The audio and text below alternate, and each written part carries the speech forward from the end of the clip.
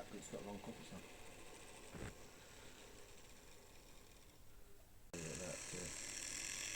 So rocket points need settling in the night. Sometimes they don't run through them very good.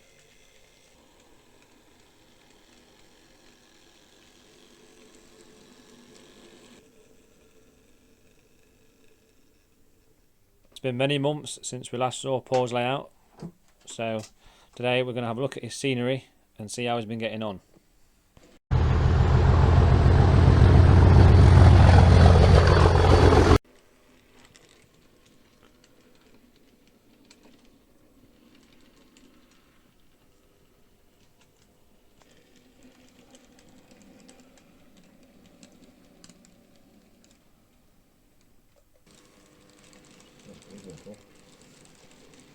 So we'll start up this end and we'll work his way from the back to the front.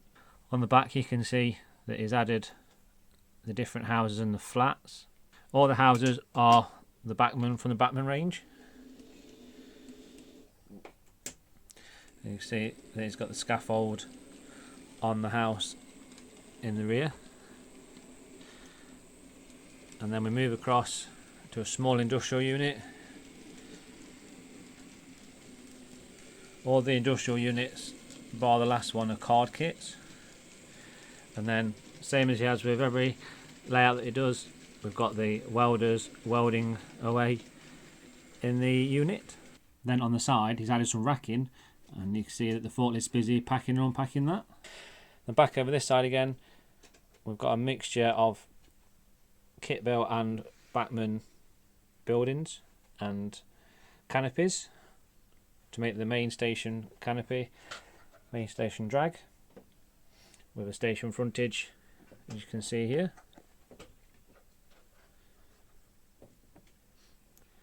Paul's also printed out various photos as well for the back scene and the background, including these ones along here. These ones are actually Skegness as you walk out of the station building. So just another tie to it, just as it's meant to be, because Brookthorpe is meant to be a Lincolnshire seaside resort. So we have 4 platforms, and then we also have this platform on the bottom, which is this one here. That's for postal services. So you see we've got the DMUs sat in 2, and then the main platform currently empty, and then the rear road you can see there, that is for empty stock moves. So we can move away any stock from either platform into the top, and then the loco can go down onto the stabling road.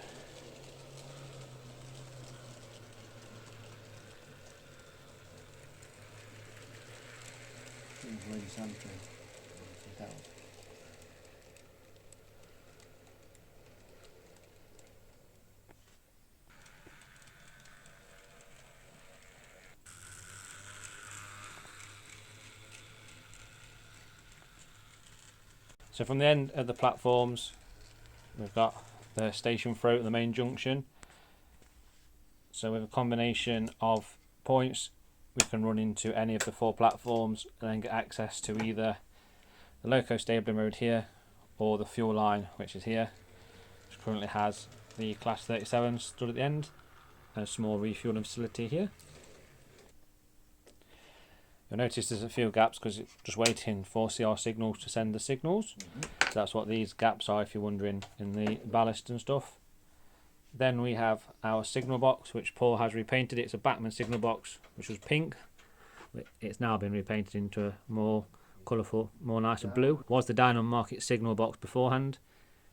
Then we have a few vehicles and a few buildings before the crossing, which I can focus on. Even has the signs. These 2 sidings here, these are for the docks and the freight run round. So the sand train that's currently in is a reminiscent of the King's Lynn sand train. So the loco will run off the branch, which I'll show you the exits and entrance to them soon, and then it'll run in, down, run around, and then it can go out the main line, and then vice versa to bring the empties in. So as well as being the freight only run round, it also gives access to the docks, which I'll show you in a sec when we get down to the bridge.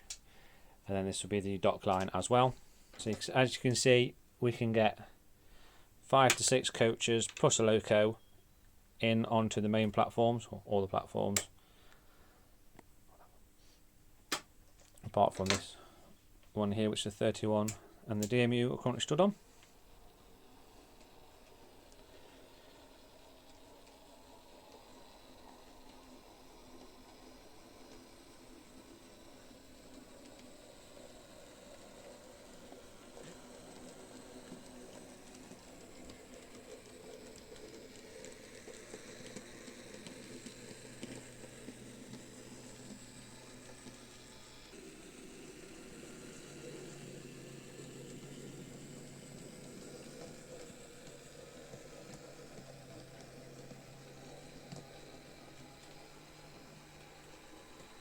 So this is the control panel.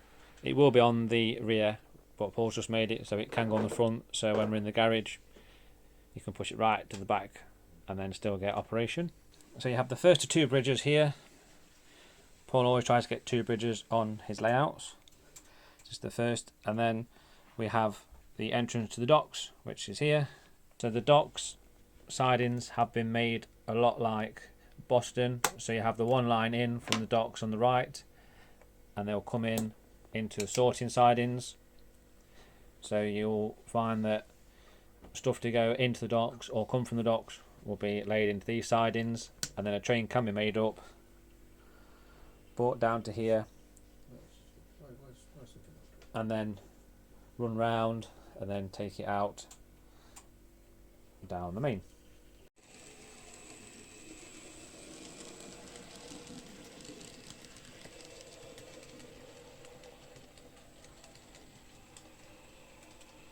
So this is the view from the other side.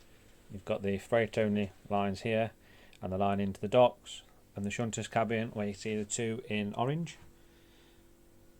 And then we have the 3 sorting sidings and then a POA siding as the 4th one. And then we have the level crossing to get into the tarmac area.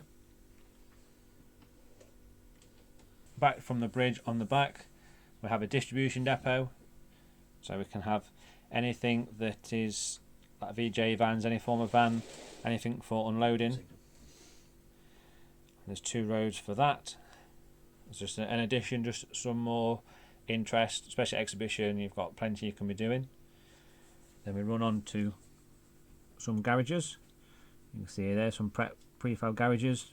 There's a little MG just coming out, and then we have a row of houses which gradually gets higher and higher until we get to the top with the bungalow. And if we take a look in a bit more detail, you can see what looks like a naked woman, even though she does have a very brown top. She's not naked, hanging out the washing. Different scenes in each of the gardens, just for different visual interest, including the little allotment on the back of this one.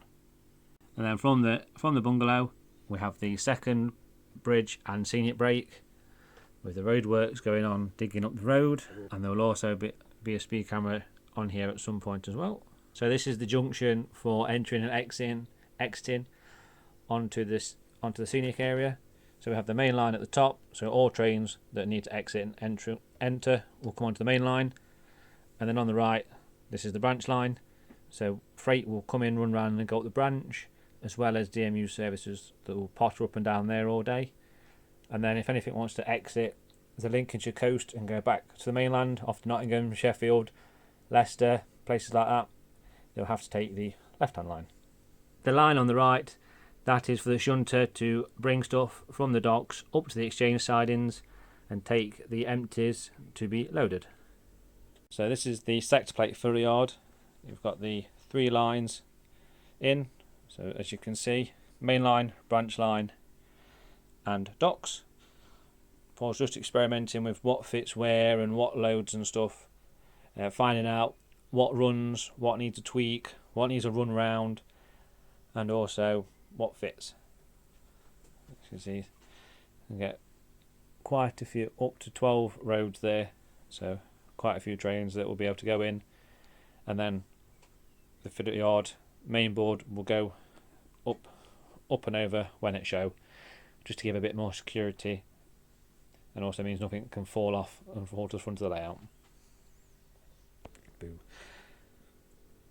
So that's it for this one.